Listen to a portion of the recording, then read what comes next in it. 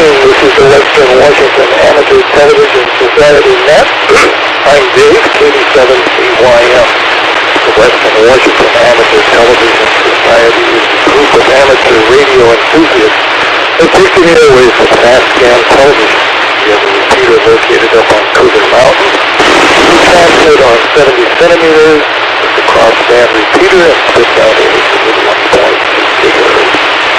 Don't take a pause in case anybody has emergency communication or needs to make a contact with someone before our net is fully underway. I'll take a brief pause.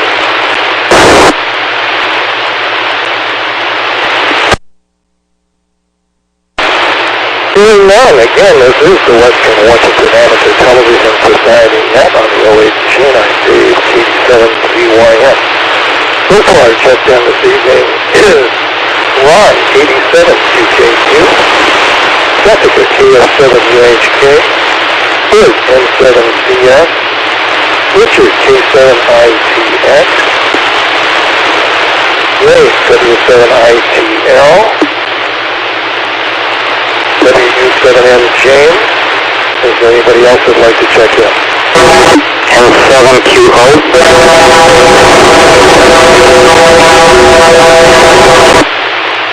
N7QO, thanks for that. We've got you checked in. And again, is there anybody else who would like to check into the net this evening?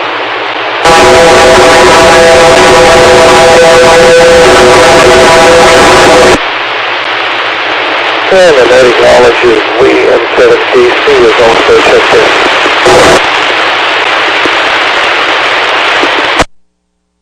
Yeah, at this point, let's get the net rolling, and we'll start off with Ron, KD7QKU.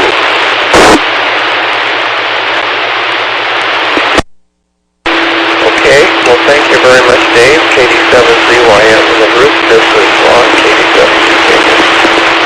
Well, today was kind of an exciting day. It was our 50th wedding anniversary. And so we had a Zoom anniversary, and there was a few people here that were included, and it was, thank you all for showing up. Probably about half the people that were invited showed up. I don't know, it seemed like a lot of people couldn't figure out how to use Zoom. I don't know exactly what the problem was, but Joanne has like 5 cousins on his mother's side, and they're all smart people. One or two of them called up tonight after the thing and said they couldn't figure out how to do it. I don't know.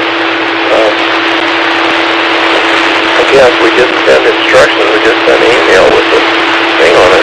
But just assumed they would know how to click on it, but I guess they didn't. Well, it's too bad.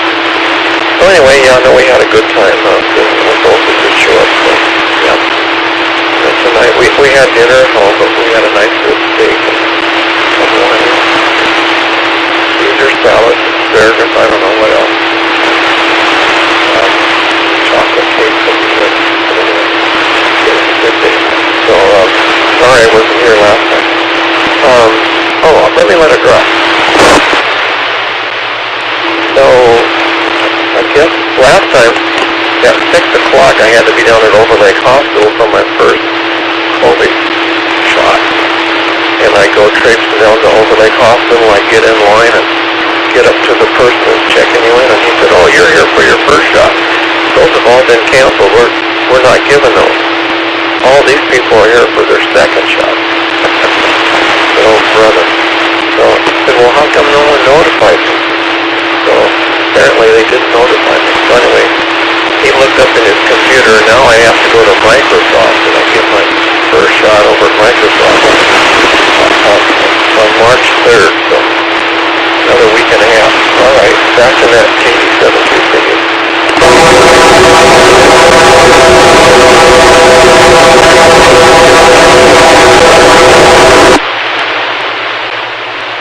Thank you, Ron, KD7QKU. Let's go to Jessica, KF7UHK.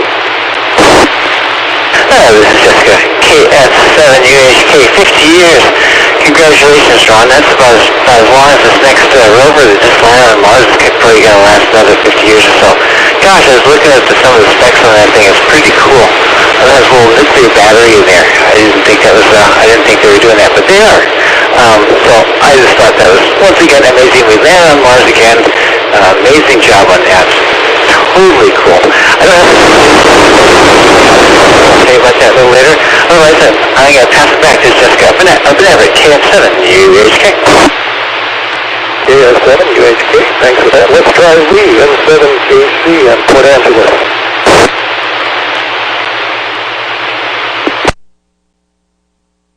Okay, first I want to try the radio November 7 Kilo Charlie in Port Angeles. How is it tonight? You're probably about 80% readable. 7 KC, I'll move over to Echo Lake.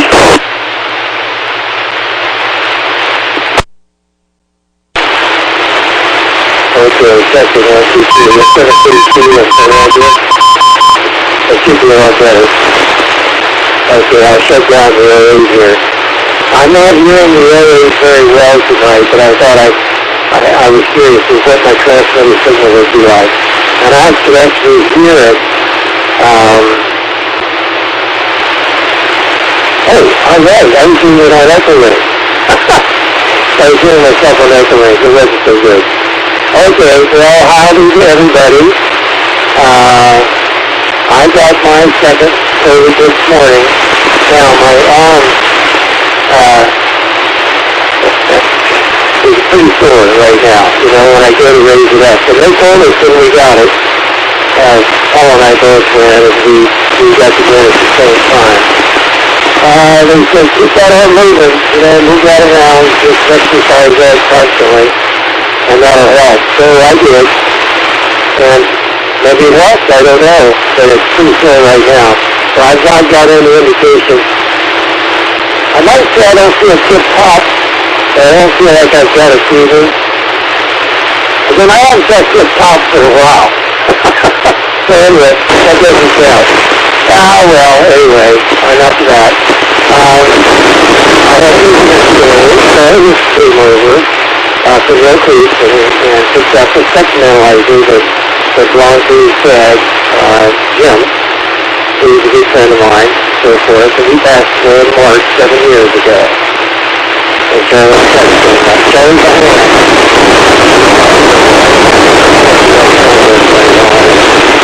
That function. So we picked that all up today. And we started out with a lot of fun this morning, and I just realized I don't have my time. I'm out.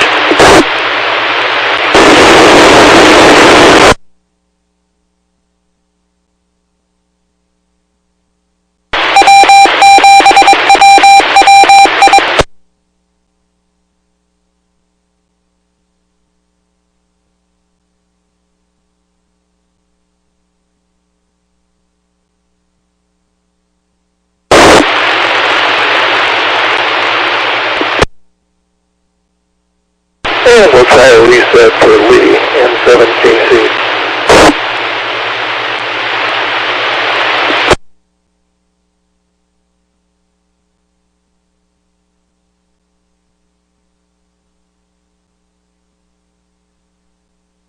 Connected, N7KC.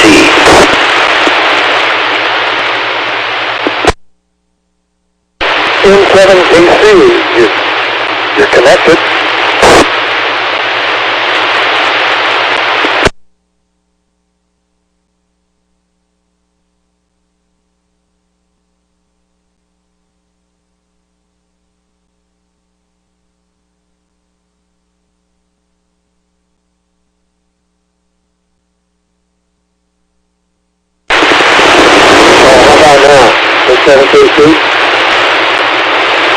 My phone got jumped for some reason last night, and I had to reconnect and so forth. Okay, so I don't have anything more. Thank you. It's 7KC. We'll put that in touch you, Dave. N7KC, let's go to first. N7CS. Okay, well, good evening, everyone. Let's see what we got going on. Someone mentioned Mars earlier, so that was pretty cool. I was planning to watch the landing live, and I got distracted with something at work, and by the time I looked at my clock, it had happened, I guess, like already 20 minutes in the past, so go to the live stream and then move it back in time to actually watch it like I was watching it live. But continued the day working on taxes, still a lot of tax paperwork getting prepared.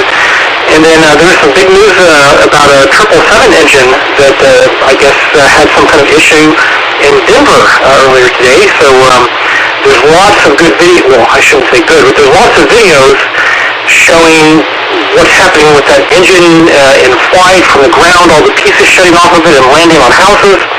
So that was pretty crazy. And then, Ron, yes, congratulations on your 50-year anniversary. That's pretty cool. So that's probably it for right now. So this is Bert in Marysville, M7CS. Back to that. M7CS, thanks, Bert, for that. Again, this is the Western Washington Amateur Television Society Net. I'm Dave, 87CYM. Anybody else who would like to join the net?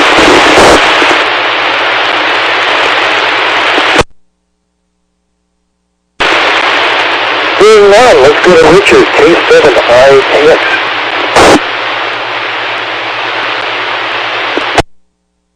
Okay, good evening, everybody.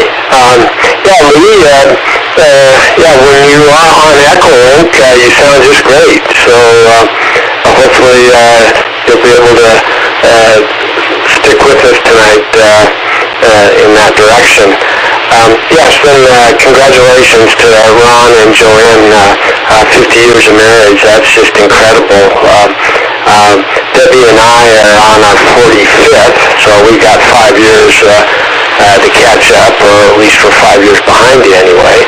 So that's pretty neat. But what a bummer on showing up for your first COVID shot. That really, well, quite honestly, it makes me angry. I've expressed my opinion in the past on, what a way to run a railroad. It's just ridiculous. I am, in kind of a selfish way, happy to report, and I think I did on Wednesday, that Debbie and I got our second shot, and really without too much trouble, except Friday night, I just unexpectedly fell right to sleep at 6:30 p.m. and woke up at 9 p.m. And then I was I felt like I had the flu, with the muscle aches and all that. But thank goodness this morning I felt just fine, and so it's like nothing ever happened.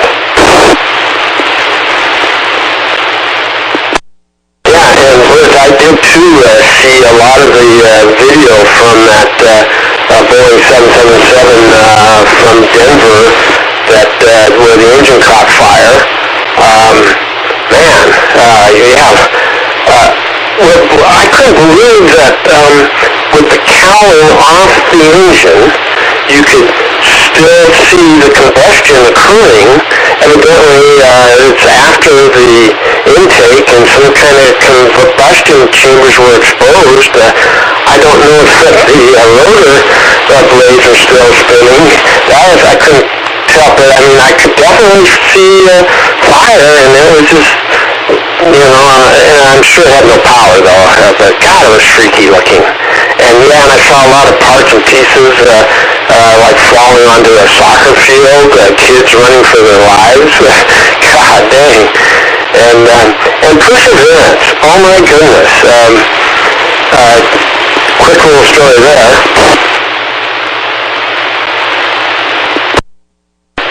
The pictures are a little slow in coming, I think, in what we're used to coming from the Perseverance rover.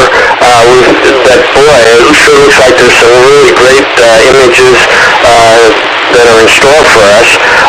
The thing that what I wanted to mention, though, is I saw, we're so hungry for new images. I saw what appeared to be a movie or scanning image last night, as reported from Perseverance, along with soundtrack from Mars. Well, what a hoax. I totally fell for it, hook, line, and sinker. Oh, I was so embarrassed when I realized Well, unfortunately, I only retweeted it sent it out to my son, and I was able to quickly retract what I'd done. But with the wife, the YL, it was a little bit more discouraging. Another blunder as far as she was concerned on my part. So there you go, you guys. K7ITX back to net control. K7ITX, thanks for that, Richard. Let's go to Wade, W7ITL. This is W7ATS, and good evening to everybody, and just wanted to say congratulations, Ron, on your 50th anniversary. For quite a feat there. Let me see. Yeah, so some of that was pretty fun, and we had a lot of fun there.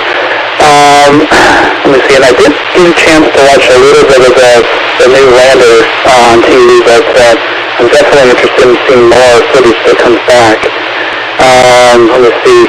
I am still kind of getting my CAs in HS, so I might join a couple nets here, hopefully tonight or maybe tomorrow, to kind of see how I can get in on phone.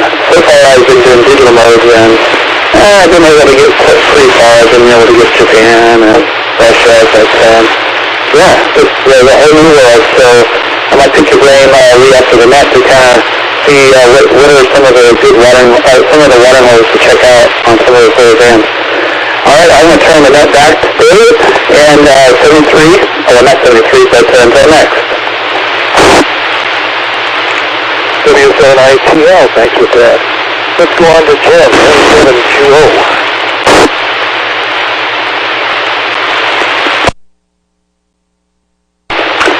M7QO.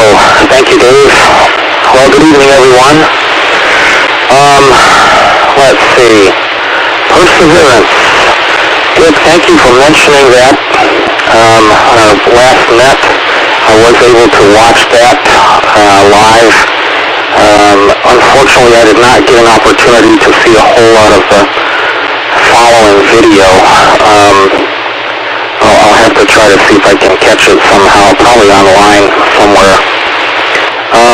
But that was pretty cool. Glad absolutely nothing went wrong. They talk about 7 minutes of terror, but I don't know. I think they had to be pretty certain it was going to work out okay.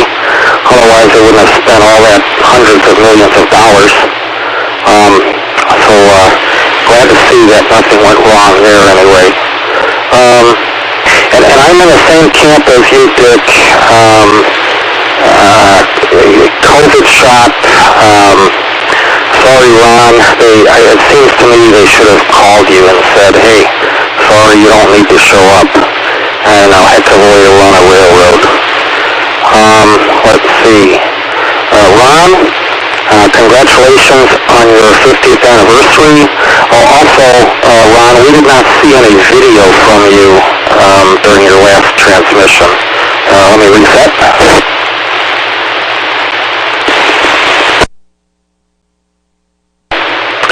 And let's see.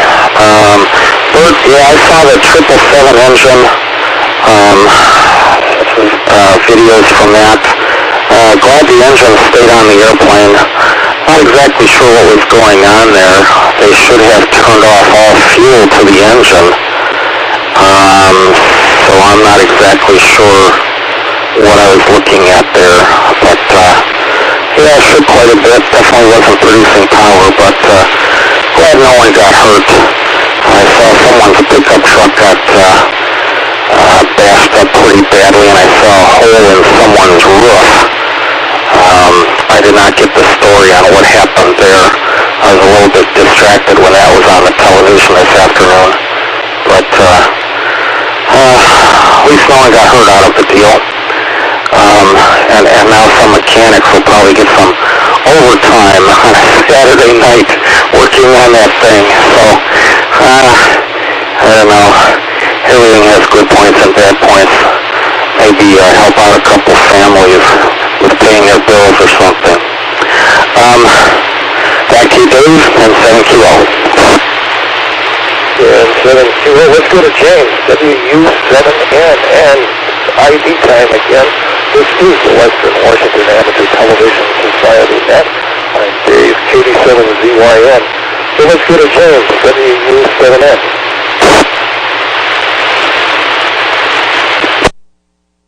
Okay, well, thank you, Dave. Well, I just thought I'd let everybody know that the correspondence course I'm taking to become an airframe and power mechanic is really going well. I did my first engine overhaul ever, for real. I think that went okay. Last I saw, the airplane was rolling down the runway. It was doing fine.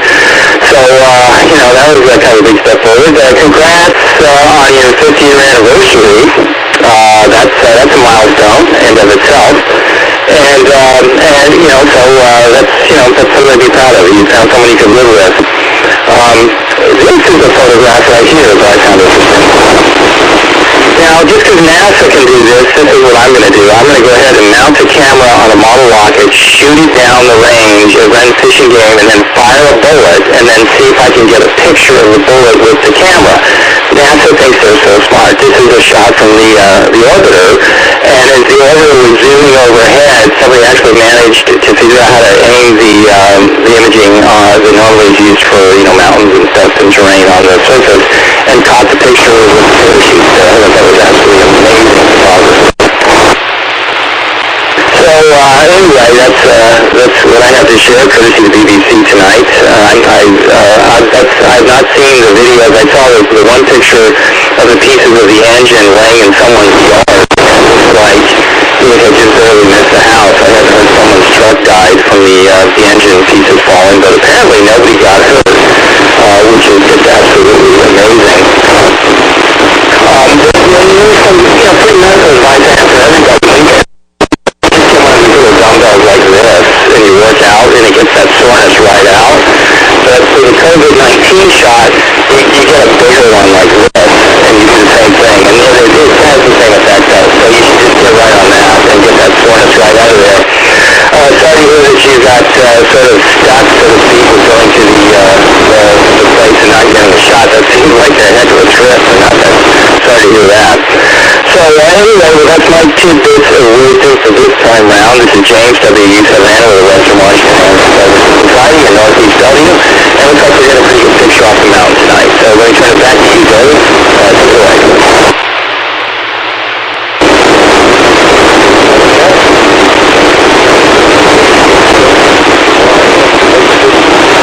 43 degrees here. It's raining out. Yesterday. Oh my, it was rather fun to join Ron on his 50th birthday Zoom session, so that was great, and congratulations for 50 years.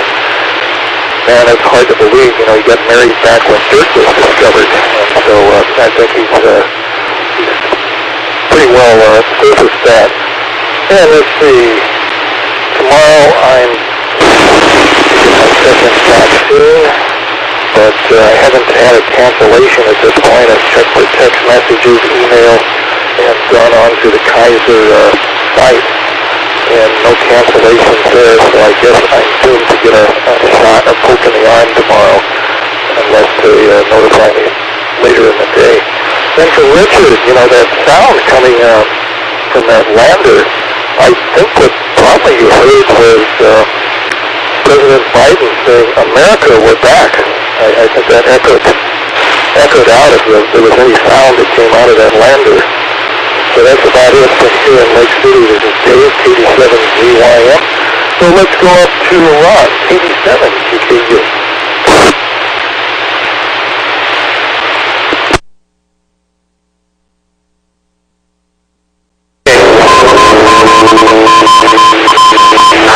I didn't transmit a picture the last time.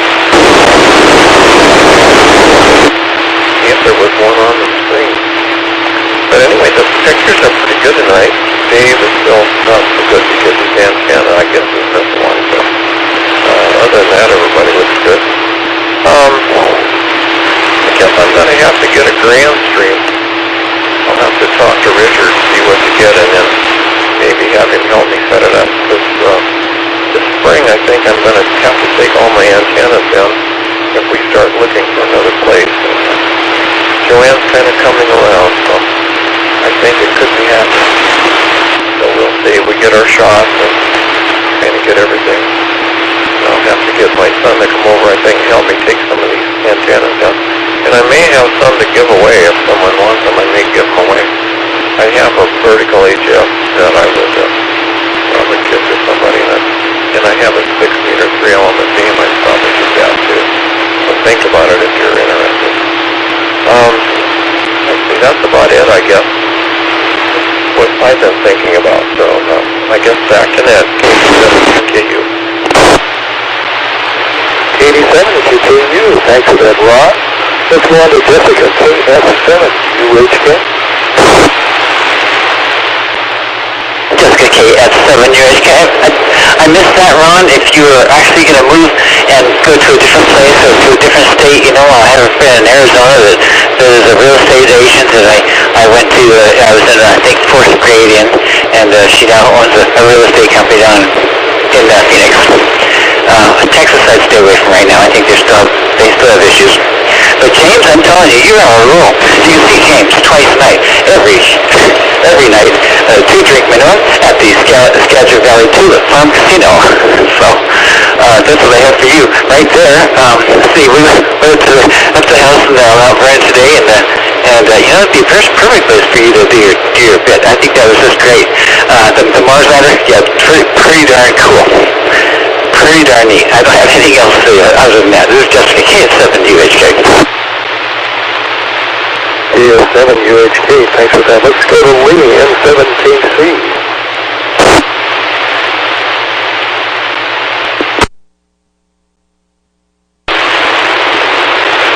Okay. M17C, you're in Port Angeles. So this time I got my timer on. Yep, congratulations. 5-0 over there. And you guys, I got to see a few photos on that, and then pretty good looking couple, you know. Oh, and Darren had a whole series of year after year, and you could just kind of watch Mother Nature taking that, you know, taking their toes, so to speak, but they're still fine looking people. 50 years later, start. They're living right. And, yeah, I haven't seen any of the video or anything about that plane dropping apart, but I saw one picture and it was like some kind of colony. My goodness, in front of the house. Pretty big. Anyway, that's we live near an airport, and they squeeze up there all the time about, you know, are they going to drop something? You know, let them tell them. You know, it wouldn't be good. Let's see what else. I don't have much else. Yeah, Ron, that's a bummer about your shot. I can't believe that. They were going to do 1,000 people today, I believe, at the high school here, and they were all second shots. And they were doubling up because last time we had that snow event here, and nobody could get there, and they canceled it. So today was and they were really well organized. They had like that 100 people in there, and it just went so explosive well. And please have that all over with. Now I just have to worry about a variant or something like that. But we're going to be real careful for a long, long time. We're not going to be cavalier about this. We got it, you know, 95%. There's still one chance in 20 that you might get it. We don't have a lot of it over here. Anyway, enough of that. I'm out.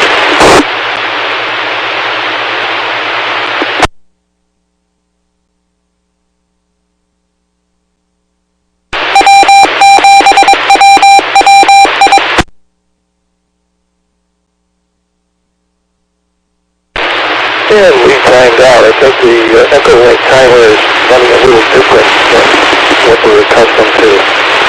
So at this point, let's see if we can get Lee back. If not, we'll move on to Bert.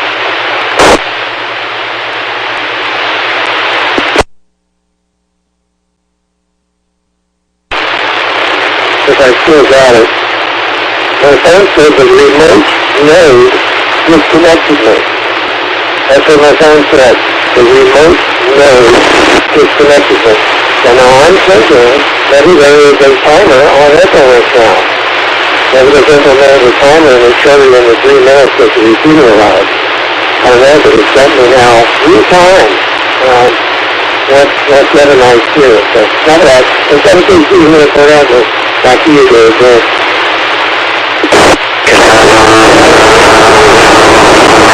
Let's move on to base N7CS. Okay, let's see. Okay, I see myself on the stream. I'm not moving though. Why is that? Let's make sure the grand stream right. Oh, nope. Someone reset it. Okay. Try that again. Okay. I should start moving in a second. Let's see. Yeah, Ron, sorry to hear about the COVID thing. I guess you said you have to go to Microsoft to get it. So when you go there, just be sure you stand in the line that is for the vaccine that doesn't have the Bill Gates microchips in it. So you'll be better off going to that line. So, and then on that Mars lander, I think I heard that one of the experiments they're doing this time is they have a little helicopter on board.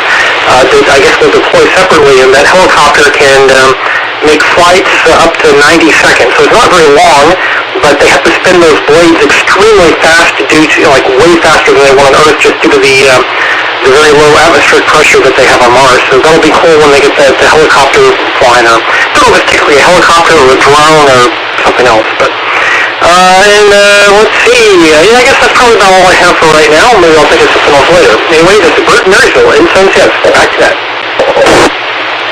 N7CS, and again, this is the Western Washington Amateur Television Society Net.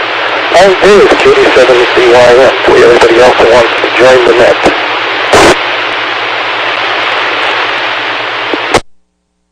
Doing now, let's move to Richard, K7ITX.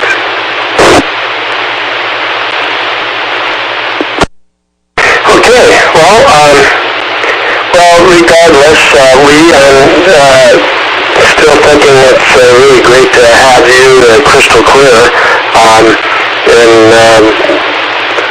we'll just have a shorter timeout on Echolink, and maybe we'll just expect you to have to reset every time it's your turn, and that's fine. I don't see any big deal there. I do it all the time, so if I can do it, you can do it. I got word from KMPQ Bob, said he will, obviously he's not here and he wouldn't be joining us, and I need to apologize to Bert. I reset our grand stream prematurely, so anyway, you're smarter than me and you realize that immediately, so good for you. Let's see, as far as, I don't know why I'm thinking of airports, I guess because of the incident with the airplane engine today. I know. Lee mentioned he lives next to an airport, and I did at one time. I used to live east Vancouver, Washington, just off of Mill Plain, just about in Camas, and there was a real small airport there. I lived basically at the end of that runway, and I always wondered what it might be like, if there was any kind of an incident. And sure enough, just a week before I moved away from Vancouver to Seattle, a plane did come down about half a block from where I live, and I think I even showed some pictures of the incident maybe about a year ago, where the plane ran out of fuel and landed into the roof of a house, which I guess probably was kind of acting like a big pillow, because there were no fatalities and it didn't look like any super serious injuries.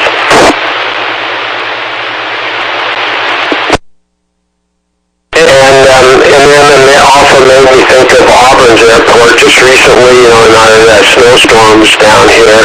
I was looking at, a lot of the county traffic cameras, state cameras. They had a camera, Auburn Airport, obviously the tarmac and runway situation, and maybe I shouldn't be surprised, but it was just the cleanest, clearest, snow field you could ever, just totally pristine, untouched, no tracks, nothing. So I guess now I know that the small planes do not fly in the snow. Or maybe I should have known that without anyone telling me. And oh yeah, I can hardly wait for that helicopter. That helicopter on Mars.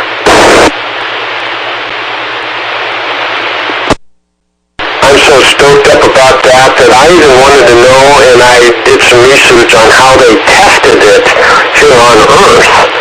And literally, I guess they've had this chamber they've been using ever since the moon lander days, where they create all kinds of different types of atmosphere and pressure and things of that nature. But what really intrigued me is how they, the biggest problem they would have is how to create the different types of gravity. And literally they tether whatever they're testing with some kind of anti-gravitational device, a motor or some kind of pulley system. And so I guess with that and all the carbon dioxide and anyway, they got the thing to hover and fly, and so I guess that's what they're going to do on Mars, and I think that's really neat. So, all right, Dave, K7ZYM, K7ITX, back to net control. K7ITX, Richard, thanks for that. Let's get a wave. W7ITL.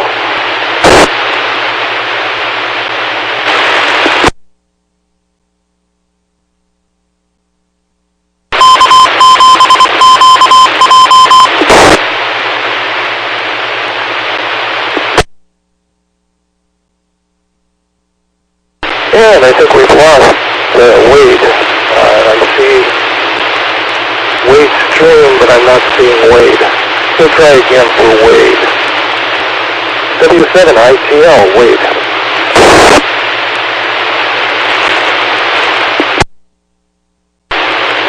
Well, we just for that. He put a shot up. He said that he was dropping out until after the net, and he'd come back on Zoom. So he's presently doing us a service with his stream, but he's not actually available. Go ahead. Oh, thanks for that, Wade. Well, let's go on to Jen, N7QO.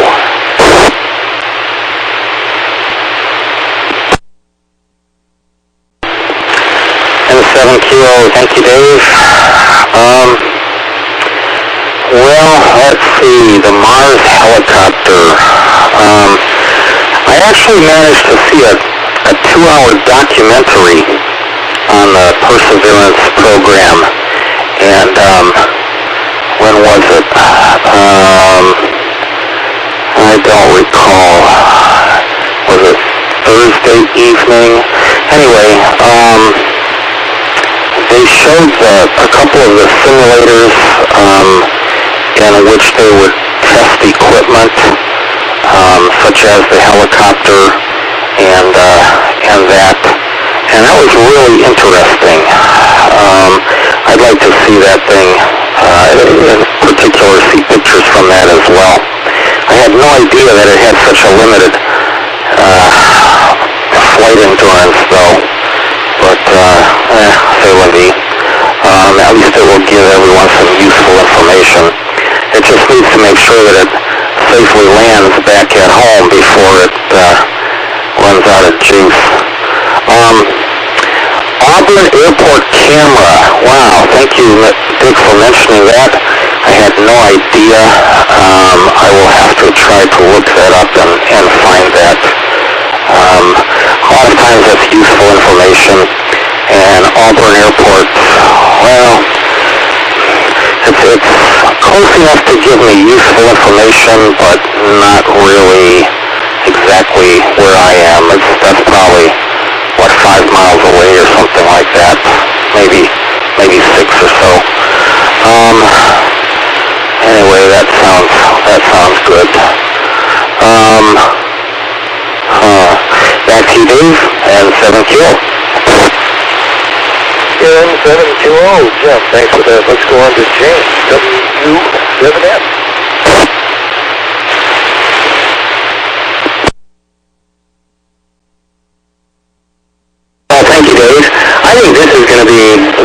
picture right here that it kind of defines the Perseverance mission, at least so far.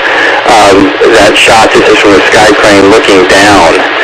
And, what is there to, other than marvel at the picture, I just wonder how they got the film back so fast, to process it. But that's pretty amazing.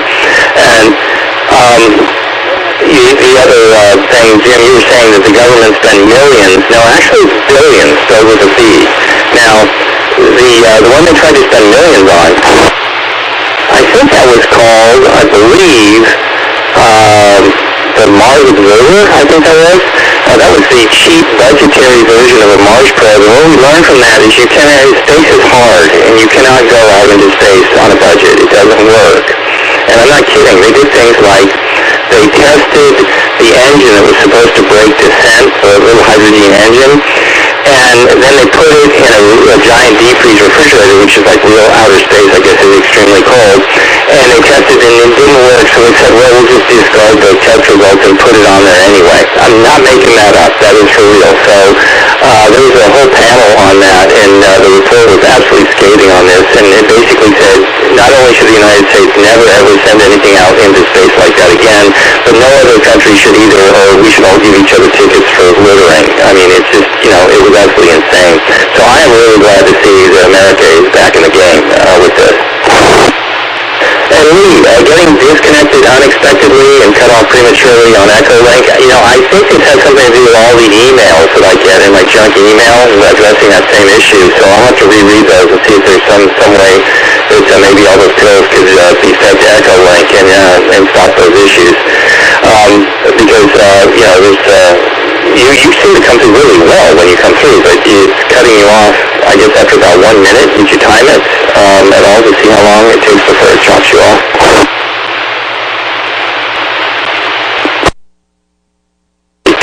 Okay, perhaps 2 minutes. Okay, well, anyway, I might do a sign-off email to Rich to ask him what's going on with that.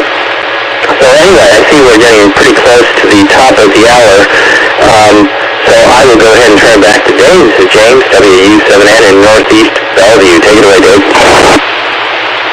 WW7ATS, James, thanks for that. Again, this is the Western Washington Amateur Television Society Net. I'm Dave, KD7CYM. Well, listening to what's happening, I was kind of concerned about that 777 incident. It was an international flight, and so it must have had a full load of fuel aboard. So if something went wrong, that would have been I guess they can't dump fuel before they land, but landing on one engine with a full fuel tank for an international flight could be rather disastrous. So all in all, it seemed to have landed out okay. And that's about the only thing I've got to add, so let's move it back up to Ron. KD7QKU as the celebration continues.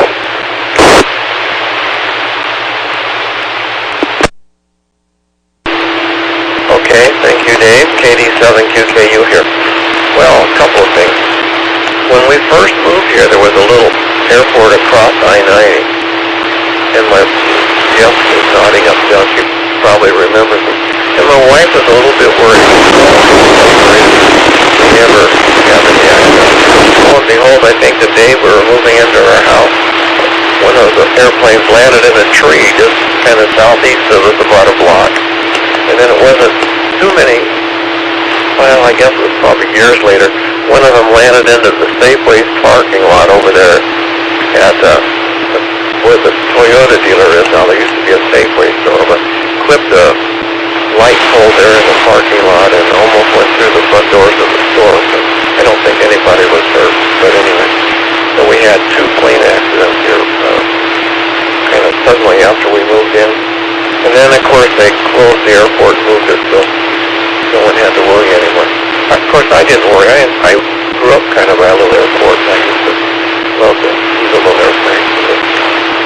And then Dave talked about a fuel dump. So when I was driving out of the Group L distribution center, it was down by Longacres, and so I was probably up by the Kent Des Moines Highway when it was at night, and some airplane must have done a fuel dump. All of a sudden, you could smell this stuff, and it was raining, and my windshield turned white with the water in the whatever it is, like kerosene together, and it was all over the freeway and all over the other cars and everything. So I just always assumed that an airplane did a fuel dump, but I never heard the news or anything. So anyway, yeah, it was, I don't know, a mile or two there we were driving through it. It was coming down, turning the windshield white mixing with the water. Anyway, that was quite an experience. So yeah, all right, well that's about it over here. So I won't say 73s because I guess I'll see you over on Zoom. So back to net, KD7QTU. KD7QTU, let's go to Jessica, KS7UHK.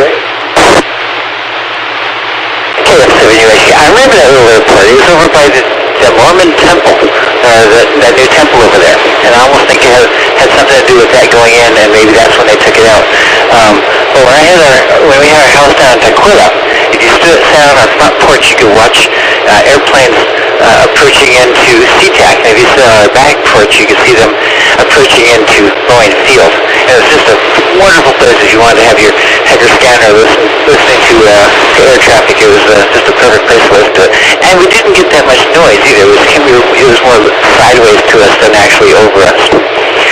And that 777 thing, I think that it might have been safer to land it with it in this condition as opposed to, maybe use some fire retardant on that thing and put it out completely, let it spin, as opposed to putting the brakes on that thing, since you're still once again going to have a bunch of fuel, and it might have just been safer that way to do it, because there's probably different ways they could have done it, and they probably picked out the more safer. And then lastly, the space chamber down at Kent Space Center, I gotta see that one. It was about 4 stories tall, open from the top, and they would put things in there and, freeze it down, they'd cool it down, they'd vacuum it down, and they'd send signals back and forth to different things. And I want to say that the moon car somehow was a part of the Kent Space Center, I believe. Anyhow, I'm going to pass it back to Jessica, KS7UHK. KS7UHK, let's go to Lee, M7KC.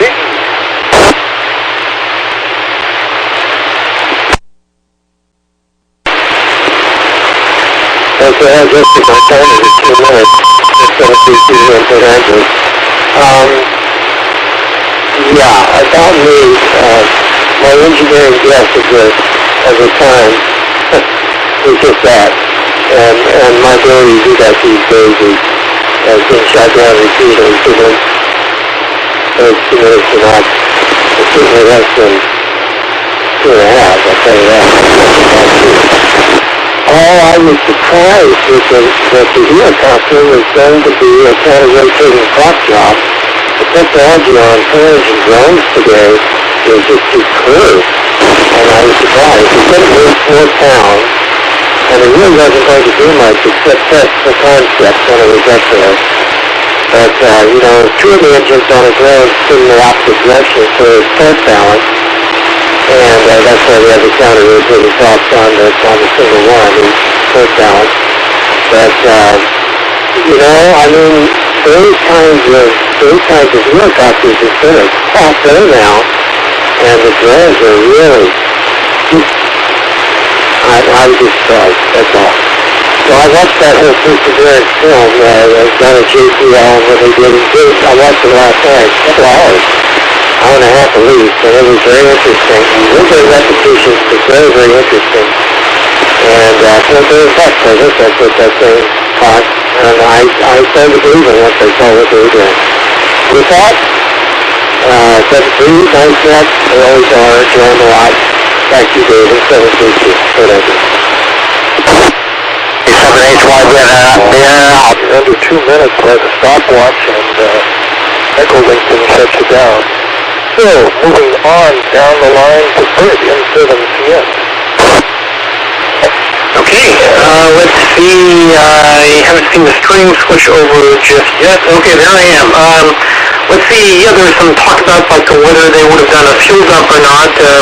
I think I did remember reading, and I may have this number wrong, I think it's from memory, but I think I remember reading that when the 777 turned around and landed, it was about 31,000 pounds overweight, I assume because of all that fuel.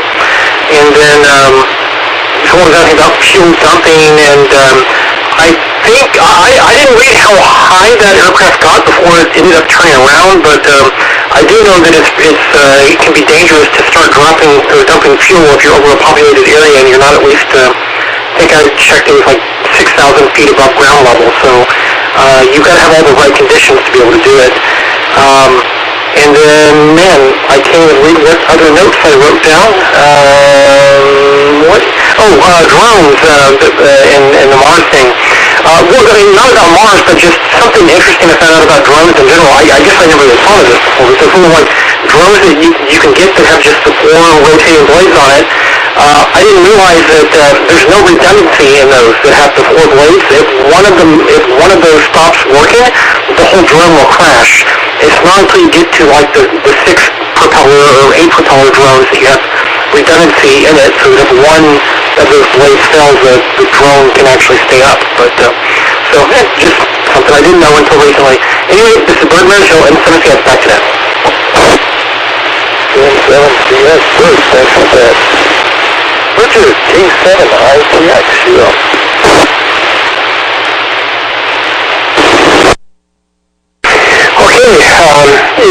We heard a double Dave, but it was just an in and out. Gary HYB was just saying hi, quick hi in and out, so hi back to you, Gary.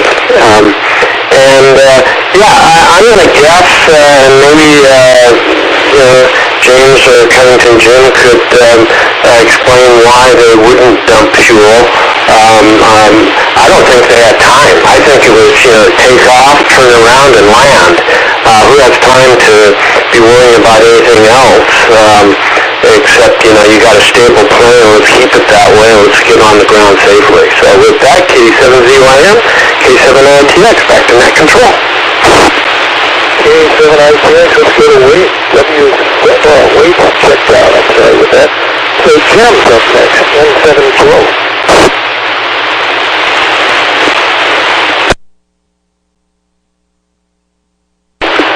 N7QO, thank you, Dave. Well, I don't know, we don't really have the information on what was going on in that airplane. Pretty much Bert got it pretty accurate. I can say that not every type of aircraft can dump fuel. I flew heavy jets, which it was available as an option, but guess what? The airline for which I worked did not buy the option for the aircraft to dump fuel. And we had like 298 passenger seats on the airplane. So I don't know if I had something to say about it, I would have, but not. But since I don't, that's kind of the way it goes. You want to get up to a certain altitude, and it takes time to dump a whole bunch of fuel. I was on an airplane once. We dumped about 50,000 pounds just west of Vancouver Island, so that we returned to Seattle.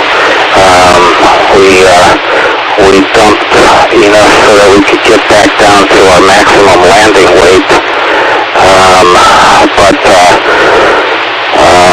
I'm not so sure that those guys wanted to get on the ground. I'm not sure exactly what was going on in the airplane. But generally, you want to be above a certain altitude and not above a city or not above a populated area, and it takes time. So reset.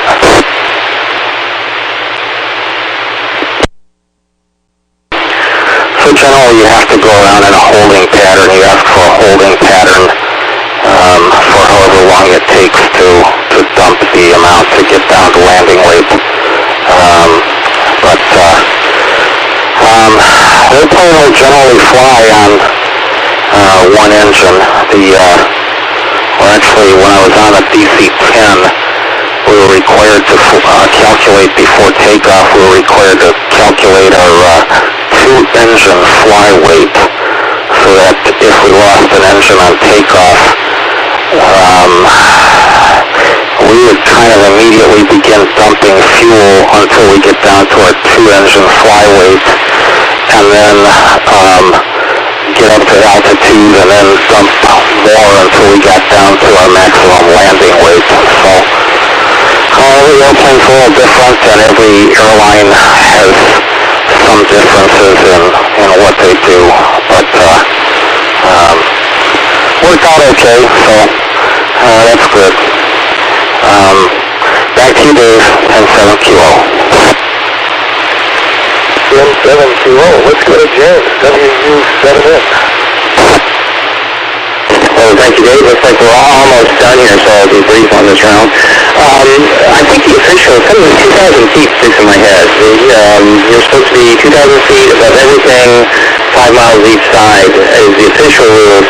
But on those cheap airlines like the kind you flew, they don't have a fuel dumping option, but you have that little thing, passenger switch next to the intercom. That's the passenger dumping option. And they figure 200 pounds per passenger. It only takes 10 passengers to equal 2,000 pounds of that expensive fuel.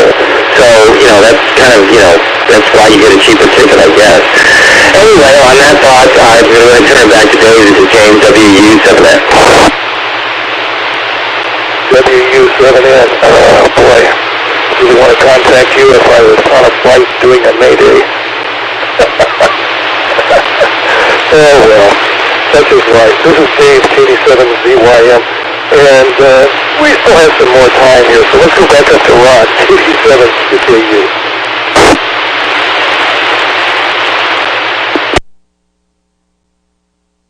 Golly, so KD7QKU. I guess I'm out of things, so I'm going to pass it on to Jessica. She probably has some words of wisdom. Okay, let's go to Jessica, KS7UHK. I have nothing happy. I was thinking about the fact that, that Boeing has had so many things dropping their lap along with COVID-19.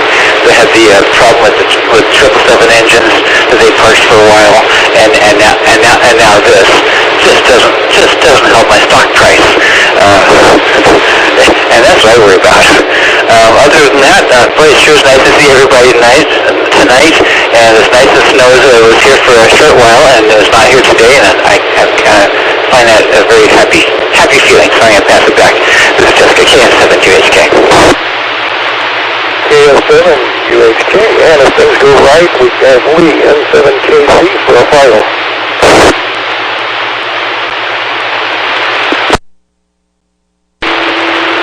My gosh, I get to close it out. It's going to be well, fine net, very fine net, enjoyed it, and look forward to the next one. So that's all we've got.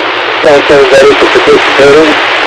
Thanks Ron for your switching and all the stuff you do, and thank you, David, 7KC. WW7N disconnected.